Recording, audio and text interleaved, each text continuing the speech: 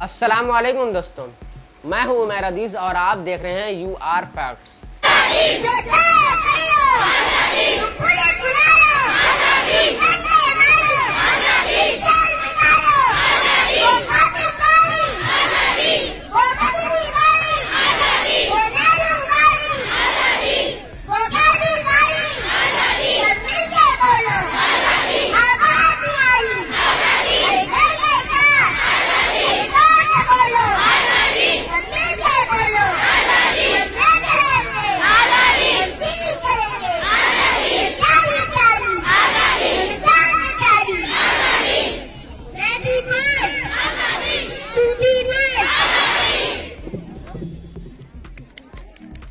CAA और NRC के विरोध में जिस शाहीन बाग में प्रदर्शन किया गया था और जिसके बारे में नरेंद्र मोदी ने ये कहा था कि आतंकवादियों को उनके कपड़ों से पहचाना जा सकता है और यह भी कहा था कि ये संयोग नहीं बल्कि प्रयोग है, उसी शाहीन बाग की एक मशहूर दादी बिल्किस को अमेरिकी टाइम मैगजीन ने अपने 100 प्रभावशाली व्यक्तियों में शामिल किया है और उसी टाइम मैगजीन ने नरेंद्र मोदी को भी उस सूची में शामिल किया है।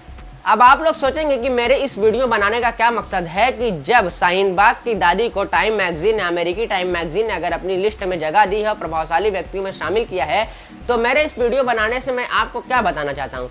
ये वीडियो बनाना इसलिए इम्पोर्टेंट हो गया है क्योंकि 100 दिन से ज़्यादा चले इस विरोध प्रदर्शन को बदनाम करने और नफरत वाला कहने के लिए कितनी ज़्यादा कोशिशें की गई और जो शांतिपूर्ण प्रदर्शन चल रहा था उसको बदनाम करने के लिए तरह तरह के अभियान चलने लगे, जिसको बदनाम करने के लिए लोग यहाँ तक गिर गए कि ये कहने लगे कि शाहीन बाग से पाकिस्तान जिंदाबाद का नारा लगाया जा रहा है और शाहीन बाग से पाकिस्तान के राष्ट्रीय झंडे को, यानी पाकिस्तान के झंडे को उठाया जा रहा है और पाकिस्तान के झंडे को फहराया जा रहा है। लोग इतना बदनाम करने की कोशिश करने लगे। जो प्रदर्शन शांतिपूर्ण चल रहा था और जो अपने हक के लिए लड़ रहे थे, उस प्रदर्शन को बदनाम करने की कोशिश की जाने लगी। इसीलिए ये वीडियो इसलिए बनाना इम्पोर्टेंट हो गया क्योंकि अगर आप उन आतंकवादी, उन लोगों को आतंकवादी कह रहे थे और ये कह रहे थे कि उन आतंकवादियों को कपड़ों से पहचाना जा सकता है और ये भी कह रहे थे कि वहाँ से पाकिस्तान जिंदाबाद के नारे लगाए जा रहे थे, तो आखिर वहाँ की प्रदर्शनकारी, वहाँ की एक्टिविस्ट को अमेरिकी टाइम मैगजीन ने अपनी 100 प्रभावशाली व्यक्तियों में क्यों शामिल किया है। दुनिया की सबसे मशहूर टाइम मैगजीन ने जब शाहीन बाग की एक्टिविस्ट को अपने यहाँ जगह दी तो ये बहुत ही इंपॉर्टेंट होगा और ये बहुत ही महत्वपूर्ण होगा क्योंकि इसको बदनाम करने के लिए बीजेपी के नेता कपिल मिश्रा ने ये कहा था कि देश को गद्दारों को गोली मारो सालों को, और ये भी कहा था कि वहाँ की पुलिस की मौजूदगी में ये भाषण दिया था, ये स्पीच दी थी पुलिस की मौजूदगी में और पुलिस को ही 3 दिन का टाइम दिया था और ये कहा था कि अगर आप लोग इन एक्टिविस्टों को, इन प्रदर्शनकारियों से यहाँ से नहीं हटाएंगे तो हम अपने लोगों को लेकर सड़कों पर उतर जाएंगे और उसके बाद जो होगा आप जिम्मेदार होंगे। ये हेड स्पीच दी थी कपिल मिश्रा ने, जो कि बीजेपी के नेता हैं। सीसीपी साहब हमारे सामने खड़े हैं। मैं आप सबके बिहाफ पे ये बात कह रहा हूँ, ट्रंप के जाने तक तो हम शांति से जा रहे हैं, लेकिन उसके बाद हम आपकी भी नहीं सुनेंगे अगर रास्ते खाली नहीं हुए तो। ठीक है, आज जब तक रास्ता खाली करवा रहे हैं, ट्रंप के जाने तक आप जाफराबाद और चांदबाग खाली करवा दीजिए, ऐसी आपसे विनती कर रहे हैं। उसके बाद हमें रोड पे आना पड़ेगा। ठीक है, भारत माता की जय। बात यहीं पे नहीं रुकी दोस्तों। बीजेपी की एक और सांसद जिनका नाम परवेश साहिब सिंह वर्मा है, उन्होंने कहा था कि जो लोग शाहीन बाग में आज प्रदर्शन कर रहे हैं और सीए और एनआरसी के विरोध में जो लड़ रहे हैं, वही लोग कल आपके घरों में जाएंगे और आपकी बहू बेटियों के साथ बलात्कार करेंगे और रेप करेंगे। सोचिए कि उन प्रदर्शनकारियों के खिलाफ ऐसी हेड स्पीच जो शांति से प्रदर्शन कर रहे हैं, कुछ हंगामा नहीं कर रहे हैं और जो हमारे देश को बचाने के लिए, हमारे देश के कानून व्यवस्था को बचाने के लिए, हमारे देश के संविधान को बचाने के लिए वहाँ पे प्रदर्शन कर रहे हैं, उन लोगों के खिलाफ हेड स्पीच और ये कहना कि ये आपके घर ऐसे काम करेंगे। जिस आंदोलन के खिलाफ ऐसा जहर भरा अभियान चलाया गया और बीजेपी की सामान्य साइबर सिपाही से लेकर प्रधानमंत्री नरेंद्र मोदी तक को जहर भरी स्पीच देनी पड़ी और ये कहना पड़ा कि वहाँ के आतंकवादियों को कपड़ों से पहचाना जा सकता है।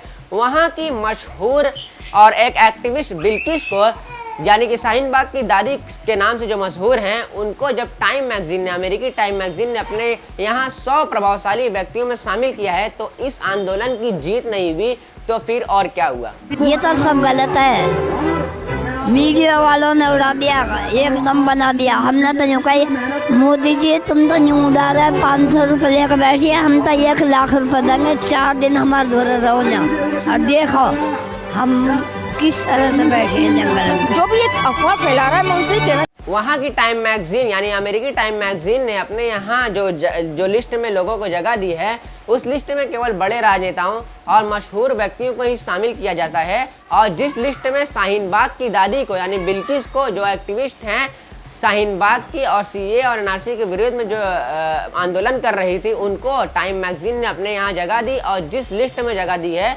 उस लिस्ट का नाम है आइकॉन लिस्ट, यानी आइकॉन लिस्ट में शाहीन बाग की दादी को जगह दी है। और मोदी को यानी नरेंद्र मोदी को जिस लिस्ट में जगह दी है वो है राजनेता की लिस्ट। राजनेताओं की लिस्ट में मोदी को जगह दी है और आइकॉन लिस्ट में शाहीन बाग की दादी को जगह दी है। शाहीन बाग की दादी यानी बिल्किस तब मशहूर हो गई जब उन्होंने शाहीन बाग में प्रदर्शन कर रहे लोगों को लीड किया था। इस धरने में यानी इस प्रदर्शन में समाज के सभी वर्ग के लोग शामिल थे। लोग ये नहीं कह सकते कि वहाँ केवल मुस्लिम शामिल थे या वहाँ केवल हिंदू शामिल थे या वहाँ केवल सिख शामिल थे, बल्कि इस प्रदर्शन में सभी वर्ग के लोग शामिल थे। लेकिन इसकी शुरुआत वहाँ की स्थानीय महिलाओं ने की थी, वहाँ की स्थानीय औरतों ने की थी। और इसी लिस्ट में और इसी स्थानीय महिलाओं में बिल्किस यानी कि शाहीन बाग की दादी शामिल थी। और शाहीन बाग की दादी ने जो बात कही थी, मैं आपको वो बात बताना चाहूँगा कि वे हमें देशद्रोही कहते हैं। जब हमने अंग्रेजों को भगा दिया तो नरेंद्र मोदी और अमित शाह क्या हैं? अगर कोई हम पर गोली भी चला दे तो हम यहाँ से 1 इंच भी पीछे नहीं हटेंगे। वे लोग नागरिकता कानून को वापस ले लें, हम यहाँ से हट जाएंगे। बिल्किस ने ये कहा था। टाइम मैगजीन ने जो बिल्किस के बारे में यानी शाहीन बाग की दादी के बारे में जो लिखा, मैं आपको बताऊं कि उन्होंने यानी टाइम मैगजीन ने जो बिल्किस के बारे में लिखा वो ये था कि एक हाथ में राष्ट्रीय ध्वज और एक हाथ में प्रार्थना पत्र लिए हुए थामे हुए बिल्किस उन लोगों की आवाज़ बन गई जो भारत के किनारे पर धकेल दिए गए। उन लोगों की आवाज़ बन गई। वह सुबह 8 बजे से मध्यरात्रि तक वहाँ पे धरने पे बैठी रहती थी। मशहूर पत्रकार और लेखक राणा अय्यूब ने इसके बारे में जो कहा था कि हम जहाँ पे प्रदर्शन कर रहे हैं वहाँ पे आप आएँ और देखें, यहाँ पे केवल मुसलमान नहीं हैं, आप आकर देखें कि यहाँ पे कितने धर्म के लोग, कितने जाति के लोग खाना बांट रहे हैं। और उस समय जो बिल्किस ने कहा था इंडियन एक्सप्रेस को, मैं आपको बताऊं कि हम बूढ़ी हैं और हम अपने लिए यह सब नहीं कर रहे हैं, बल्कि हम अपने आने वाली पीढ़ियों के लिए ये सब कर रहे हैं। वरना आप खुद ही सोचिए कि इस ठंडी रात में, इतनी बूढ़ी होने के बावजूद, अपने लाइफ की सबसे ठंडी रात में हम यहाँ पे शाहीन बाग में खुले में क्यों बैठेंगे? आपको याद दिला दें कि 100 दिन से ज़्यादा चले इस आंदोलन को तब रोक दिया गया जब कोरोना वायरस की चपेट यहाँ पे पड़ी। और कोरोना वायरस की महामारी के चलते वहाँ की पुलिस द्वारा इस प्रदर्शन को ख़त्म कर दिया गया। और वहाँ के लोगों ने भी यही सही समझा कि कोरोना वायरस से पहले बचा जाए और कोरोना वायरस से देश को बचाया जाए, फिर उसके बाद हमारा जो है सीए और एनआरसी का विरोध प्रदर्शन चलेगा या नहीं चलेगा उसकी बात बाद में करेंगे। लेकिन पहले देश के बारे में उन्होंने सोचा, इसलिए वहाँ से हट गए और प्रदर्शन खत्म कर दिया। लेकिन जब 2 महीने ये प्रदर्शन चला था तब सुप्रीम कोर्ट ने 2 लोगों को शाहीन बाग के प्रदर्शनकारियों से बातचीत करने के लिए और उनकी प्रॉब्लम का सॉल्यूशन निकालने के लिए भेजा था और उनकी प्रॉब्लम जानने के लिए भेजा था कि आखिर उनकी प्रॉब्लम क्या और वो लोग क्या मांग कर रहे हैं। 2 लोगों को बताया था। उन 2 लोगों का नाम वरिष्ठ अधिवक्ता संजय हेगड़े और साधना रामचंद्रन को सुप्रीम कोर्ट ने भेजा था। और एक और लोग थे जिनको सुप्रीम कोर्ट ने दोनों लोगों की बातचीत कराने और दोनों लोगों की हेल्प करने यानी बातचीत में हेल्प करने के लिए जिस आदमी को बनाया था, उनका नाम है हबीबुल्ला। पूर्व सूचना आयुक्त वजाहत हबीबुल्ला को उनसे बातचीत करने की हेल्प के लिए बनाया था।